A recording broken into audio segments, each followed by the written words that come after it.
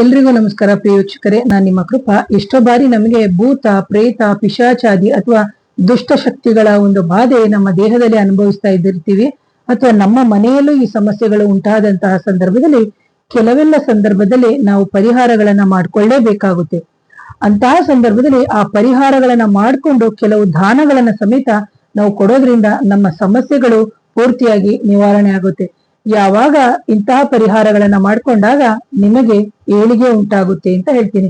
ನೋಡಿ, ಇಂತಹ ಸಮಸ್ಯೆಗಳು ಬಂದಂತಹ ಸಂದರ್ಭದಲ್ಲಿ ನೀವು ಗಂಟೆಗಳನ್ನ ದೇವಸ್ಥಾನಗಳಿಗೆ ದಾನವನ್ನು ಮಾಡುವಂಥದ್ದು, ಶಂಖವನ್ನು ದಾನ ಮಾಡುವುದು, ಅಥವಾ ಸಾಲಿಗ್ರಾಮವನ್ನು ದಾನ ಮಾಡುವಂಥದ್ದು, ಅಥವಾ ಎಳ್ಳೆಣ್ಣೆ ದೀಪಕ್ಕೆ ಎಣ್ಣೆಯನ್ನ ದಾನವನ್ನ ಮಾಡೋದು, ಅಥವಾ ತುಪ್ಪಗಳನ್ನ ದಾನ ಮಾಡುವುದು, ಅಥವಾ ಆ ದೇವಸ್ಥಾನಗಳಿಗೆ ದೀಪ ಅಥವಾ ಆ ದೀಪಕ್ಕೆ ಸಂಬಂಧಪಟ್ಟಂತಹ ಯಾವುದಾದ್ರೂ ಪರಿಕರಗಳಿದ್ದಂತ ಸಂದರ್ಭದಲ್ಲೂ ಸಮೇತ ಆ ದೀಪಗಳನ್ನ ನೀವು ಸಮೇತ ದಾನವಾಗಿ ನೀಡೋದ್ರಿಂದ ನಿಮಗೆ ಈ ಭೂತ, ಪ್ರೇತ, ಪಿಶಾಚಿಗೆ ಸಂಬಂಧಪಟ್ಟಂತಹ ಕಾಯಿಲೆಗಳು ಇತ್ತು ಅಂದ್ರೆ ಆ ಕಾಯಿಲೆಗಳ ಜೊತೆಗೆ ನೀವು ಔಷಧಿಗಳನ್ನು ಸಮೇತ ತಗೋತಾ ಇತ್ತು ಅಂತಂತ ಸಂದರ್ಭದಲ್ಲಿ ನಿಮಗೆ ಔಷಧಿಗಳು ಸಮೇತ ನಿಮಗೆ ಫಲವನ್ನ ಕೊಡುತ್ತೆ. ಅದರ ಜೊತೆಗೆ ಫಲವನ್ನು ಅಂದ್ರೆ ಹಣ್ಣುಗಳನ್ನು ಜೊತೆಗೆ ಹಾಲನ್ನು ಸಮೇತ ನೀವು ದಾನವಾಗಿ ಕೊಡೋದ್ರಿಂದ ನಮಗೆ ಇಂತಹ ಕಷ್ಟಗಳು ನಿವಾರಣೆಗೆ ದಾರಿಯಾಗುತ್ತೆ ಅಂತ ಹೇಳ್ತೀನಿ ವೀಕ್ಷಕರೇ.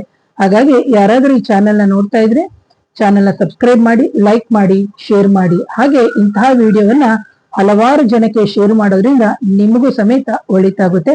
ಮತ್ತೊಮ್ಮೆ ಧನ್ಯವಾದಗಳು.